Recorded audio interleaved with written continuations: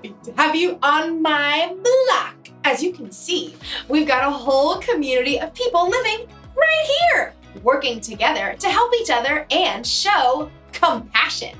Compassion is caring enough to do something about someone else's need. Every person is made in their own unique way, and every person can use what they have to show compassion. You want to see? They can build things. Ooh, I know. They can fix things. And even make people feel safe. Everybody has a part to play. And there are clues, even when you're young, to help you know what your part is. For instance, you might like to help your parents out around the kitchen. Someday you may be a chef.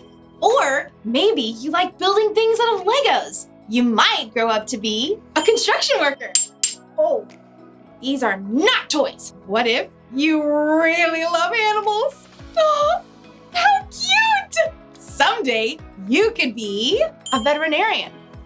Oh, even cuter! If you look really close at what you're good at and the gifts you've been given, you might get a glimpse of what you'll be like when you're older. Or, like you'll see in today's story, God can use what you have right now to do something miraculous. I'm not sure what I have to give, but I hope it involves a cute puppy. I'll see you next time. Take time.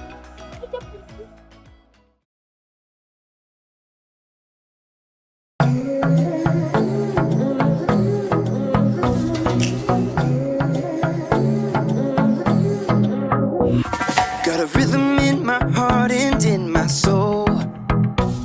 Got a reason for this joy I can't control. I wanna sing, I wanna dance, and give everyone a chance to hear about this endless love I know. What you give to me is not for me to keep, it's for the world to see your love. Every day you're giving me your kindness. Every day you're giving me your love. Oh, with every single breath I am reminded that what you give is more than enough.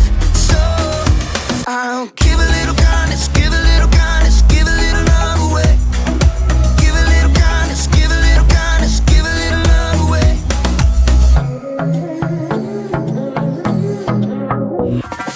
Yeah, you make me shine, you make me glow.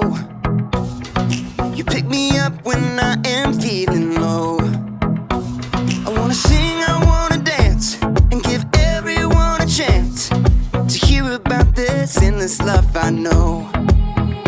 What you give to me is not for me to keep, it's for the world to see your love. Every day you're giving me your kindness. Every day you're giving me your love. Oh, with every single breath I am reminded that what you give is more than enough. So I'll give a little kindness, give a little kindness, give a little love away. Give a little kindness, give a little kindness, give a little love away. Can't keep it to myself, gotta share it with someone else. Your kindness overwhelms my heart, my heart. Can't keep it to myself, gotta share it with someone else. Your kindness overwhelms my heart, my heart. Oh, what you give to me is not for me to keep, it's for the world to see your love. Every day you're giving me your kindness. Every day you're giving me your love. Oh, with every single breath I am reminded that what you give is more than enough. So I'll give a little kindness, give a little kindness, give a little love away. Give a little kindness, give a little kindness, give a little love away. Give a little kindness, give a little. The Bible. It's 66 books of history, stories, letters, and poetry that fit together to form God's one big story. The epic adventure of how He created us and loves us so much that He made a way to rescue us. As we travel through the Bible, from Genesis to Revelation, we discover people who met God and found their lives changed forever. Now, for an amazing story, inspired by the book of John, chapter 6, verses 1 through 13. Let's set the stage. Jesus had been performing amazing miracles and healing people. Great crowds gathered wherever he went. So, when Jesus needed a little time away, he crossed the Sea of Galilee with his friends. He was probably looking forward to a quiet day on the mountainside, overlooking the lake. But the crowds had followed. Oh, you've got to be kidding me. Looks like thousands. Should we send them all away? No, I'll talk to them. Even though he was tired, Jesus welcomed the people. He could see the hunger in their hearts, so he sat down on the mountainside and began to teach them. I am the bread of life. Whoever comes to me will never go hungry. Through the heat of the day, Jesus kept speaking to the people.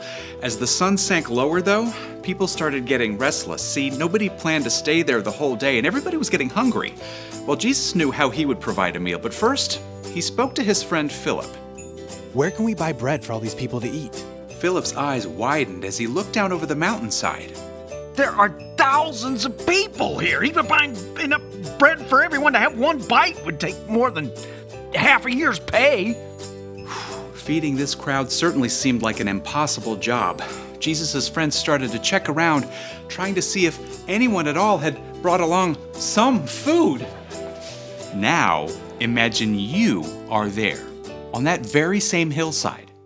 Early this morning, you heard footsteps and excited voices just outside your home.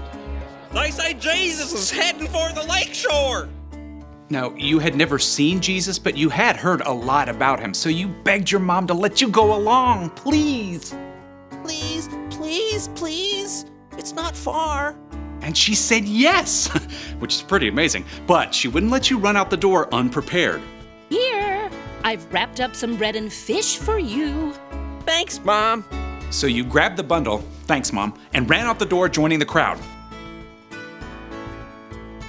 When you finally reached the lakeshore, the crowd was a little overwhelming, but high up on the mountainside you could see a man surrounded by a close-knit group of followers. Sometimes it's good to be little, so you make your way little by little, uphill through the crowd. Excuse me? After a while, you were so close, you could hear Jesus. Anyone who hears my word and believes him who has sent me has eternal life. You slid under someone's elbow and found a place to sit on a little rock just a few yards away from Jesus. And all day, you listened. You weren't bored even a bit, because somehow everything Jesus said, it seemed like he was saying it just to you. In fact, you even forgot to eat your lunch. Oops.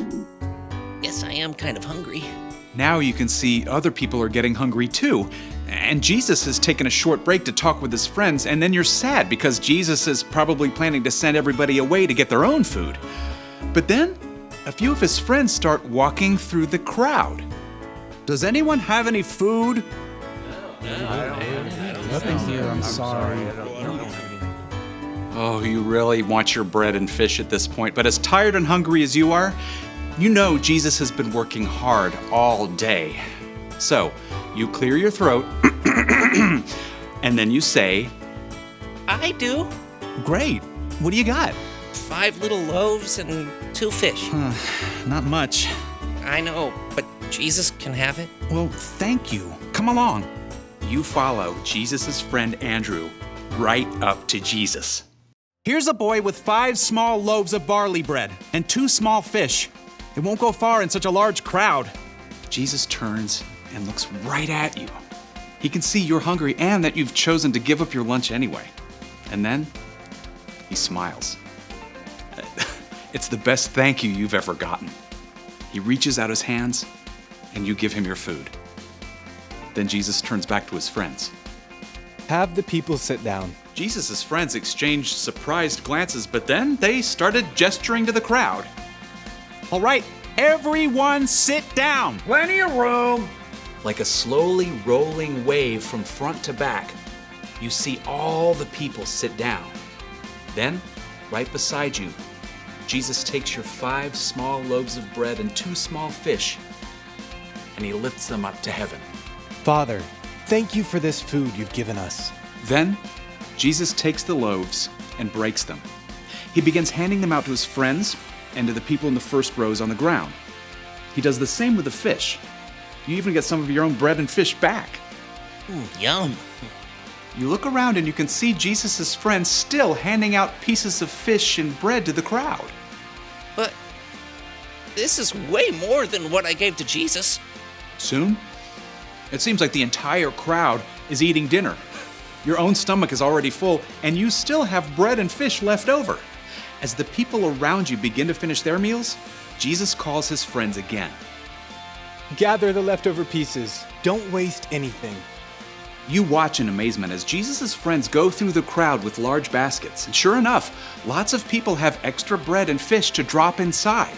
When the men finally return to Jesus, they've collected 12 full baskets of leftover fish and bread.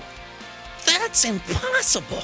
But you know it happened, because you saw it, and because you've met Jesus. Nearby, a man exclaims, This must be the prophet who's supposed to come into the world. Now, you aren't sure exactly what that means, but you are sure that Jesus deeply cares for every single person on this hillside. And you're sure that he can take your small lunch to meet every single person's need.